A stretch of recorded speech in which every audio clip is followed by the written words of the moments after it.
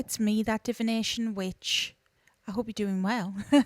I'm back with another witchy video, and this is another video about Hecate, and basically another frequently asked question that I'm answering at the behest of Hecate herself, because it's asked that much. She had a couple of things she wanted me to make individual videos about, so here I am. This thing is when people think she's left them. What's that about? It's a common theme. Let's get into it. So if you're new here, hello, welcome. I'm Sarah, I'm that divination witch. I hope you stick around. It's a safe space here. You can ask whatever question you need to ask. No questions silly. I help as many people as I can, and I encourage you guys to help each other in the comments as well, because we've all got to start somewhere. I offer readings, and I am teaching tarot as well at the minute. I've got Patreon memberships, I've got a shop down below and a website, all that good stuff. I would be so grateful if you could check it out. If you would like a reading from me, I only offer them below. Hecate. Her name in itself roughly translates to she who works from afar. So she is, in her name, known for working from afar. So what does that mean? Well, that means that her assistance to you isn't always obvious, and it isn't always something you are going to notice. That's just the way she operates. If you think about who she is as a person, as a goddess, I do see her, and I've said this before on the channel, as the divine feminine. But even if you just look at her through her Hellenic mythology lens, being a goddess of witchcraft, of the liminal space, of life and death, and a guide, a torchbearer, all these things, okay, well, she works in the liminal space, the space in between. That's in between realms, that's in between life and death. It is not a place that you can pinpoint. She is a woman, as a goddess, is always wandering.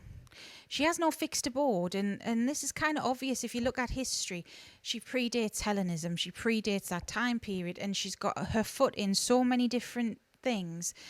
There's things I'm still learning where I'm like, oh, that links to Hecate, this links to Hecate, this part of the world, that part of the world. She has her foot in so many different myths that even I'm still learning about, and different areas of the world, similarities with other goddesses and other mythologies. It just blows my mind. She's everywhere.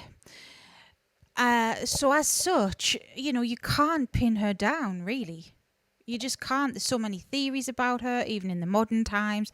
There's so many different paths in her name. She doesn't have one fixed abode. She is everywhere, and she's in everything. And well, as such, you're not always going to realize that, are you? That's the way she operates, the way she works. She doesn't just work with witches. That's a misconception. She isn't just a witchcraft goddess. She helps anyone that she deems she needs to help, essentially. I've known her help people who know nothing about any form of spirituality or magic. She helps everyone. And those people she helps wouldn't even know what to look for. Even if they wanted to look, they wouldn't even know. So a lot of the time, the things she does, we don't even know it's her. We might think it's coincidence. We might think it's something else. She is very clever at putting situations in our path that give us lessons we need to learn. She does that all the time. She'll get us to address things. This is why when people ask me about shadow work, and you get these shadow work journals. Shadow work, if you don't know, if you're brand new to it, it is basically the fact that we all have a shadow side, or the dark side of us. It's Jungian, it's Carl Jung psychology. And shadow work is about addressing that side of us that we've all got, witchy or not. We've all got it. We've all got the negative thoughts about the self, about other things. It's about addressing that and trying to better. Doesn't mean we can eradicate it, but trying to learn what triggers us, what can affect us, sort of thing, and work through that. And so Hecate, she will put situations in our life that get us to face these things, whether we like it or not. And so when people ask me, well, shadow work, can you help with that? Or can you give us some prompts, things like this? That's all well and good. But the real shadow work comes to you. And especially if you are one of Hecate's, the real shadow work comes to you, because you'll get sucked into a situation that triggers you and get you to address these feelings that bubble to the surface, that are deep-rooted traumas from childhood or whatever, and you've got no choice but to address it because it's happening there and then, and unless you address it, you're going to feel worse.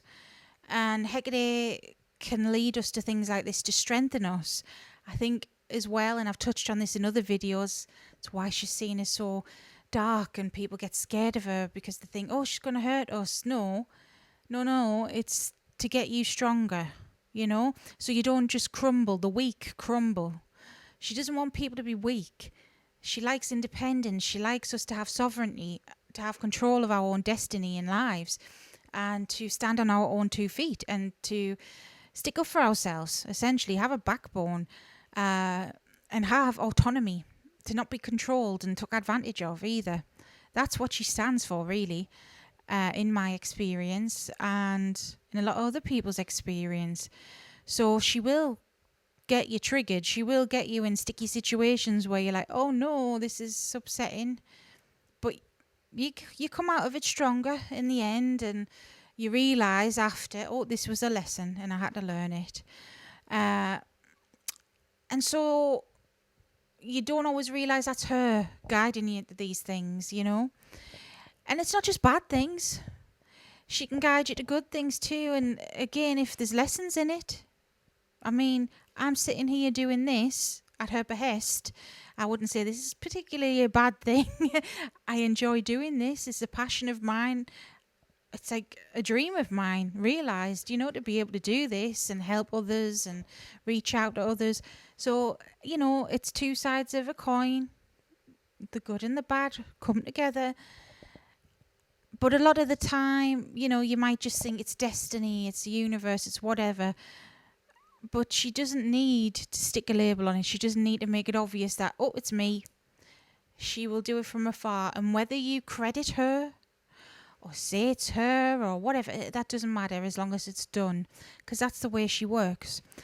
So a lot of the time she's like that, is what I'm trying to say. She will work from afar and you won't even realise it's her. But if you are, say, someone who has a bit of a closer relationship with her, although you may be new to this, sometimes maybe not. You might just be doubting yourself. You may think she's left. Well, sometimes she can leave. Now, I guess we can't argue that sometimes, when it comes to deities in general, sometimes deities aren't meant to be with us for life. Sometimes they will be with us for a certain time period in our life or to help us through certain lessons, and then they'll go. I've had several deities like that. That's how I've known so many deities personally over the years. They've stepped in, helped me with stuff, and left. Hecate could be like that for some people, but I do feel even when she is like that, she still has this interest. And she'll still keep an eye on you from afar in a good way, watching over, seeing your progress, stepping in if needed, letting you get on with it, letting you learn, grow strong. That's another thing she is known for. But when you are, having this close relationship with her, and sometimes you feel she stepped away, it's like, oh, people think she's left. And I get asked this a lot, and I don't know if some of it might be people with abandonment issues. I know myself, I've got that sometimes, so I get it. It's not nice, especially if you've bonded with her and you think, oh, she's just left me. It's very rare that would truly be the case. Even when she's letting you get on with things, she's, like I say, watching and check in you're all right, you know. And sometimes she'll step away so other people can help, or so you can deal with the situation yourself as well. Uh, you know, it's like too many cooks spoil the broth. That is a saying where I'm from. Like, if too many people get involved with some life lessons, then it gets messy and confusing and doesn't work out. I know myself. When I was relatively new to my practice, I was exploring deity work, and then I was finding out deities from past lives and from ancestry and different pantheons and ones I was just interested in. And it just got overwhelming and too much. And then, not to mention your ancestors and your spirit guides and other things, way too much.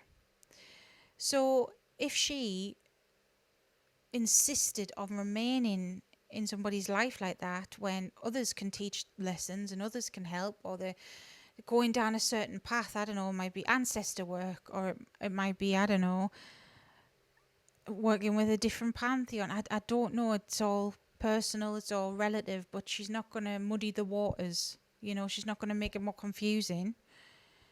So that could be another reason why. Even if you feel that she has left, and I know there are times, even though I'm quite lucky, I speak with her literally every day, but it's not for me every single day.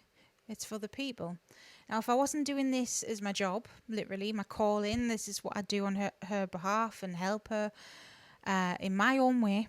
If I didn't do this, then sometimes I'd go weeks without speaking with her. That's how long it can be. So I am lucky because I feel her every day, and that's nice. But taking my job outside of this, it's not for me. It's for other people. And so try not to take it personal.